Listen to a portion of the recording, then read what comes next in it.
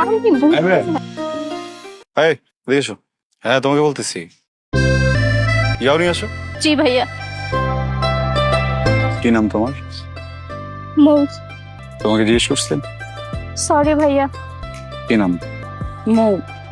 সুন্দর। ভয় পাইছো? ভয় পাইছো? ভয় পাওয়ার মতো কিছু নাই। তুমি যেটা দেখছো ওটা মারামারি ছিল না, শাসন ছিল। ছোট ভাইরা শাসন করছিলাম। দেখো মৌ, কিছু কিছু পরিবারে বখাটে ছেলেরা থাকে, বাবা মারা শাসন করে, এই বখাটে সন্তানদের ঠিক করে, সঠিক পথে আনে, তাই না বলো? ইউনিভার্সিটিতেও এরকম অনেক বখাটে ছেলেরা আছে। এখন বাবা মারা তো অনেক ব্যস্ত, তাই না? এত কাজ ফেলে বাবা মারা কি পারবে ইউনিভার্সিটি এসে ওদেরকে ঠিক করতে, শাসন করতে? ওই দায়িত্বটাই আমরা নিই, বুঝছো?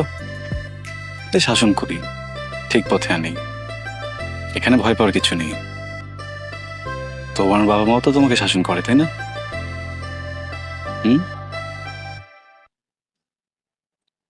আমার বাবা মা নেই।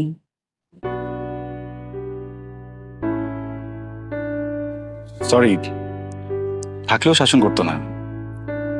তুমি তো অনেক লক্ষ্মী, শান্ত, সুন্দর, এই জন্য তোমাকে ভালো লাগছে। হ্যাঁ, এই মৌ, চল চল চল যাই।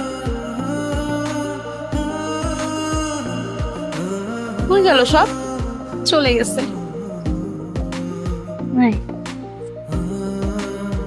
অভিযোগ অভিযোগ অভিযোগ, তোমাদের নামে অভিযোগ শুনতে শুনতে তো আমার অবস্থা শেষ। আর এই তোমার নাম যেন কি? মাহিন। তুমি অতি বাড়া বেড়েছো। Sorry sir.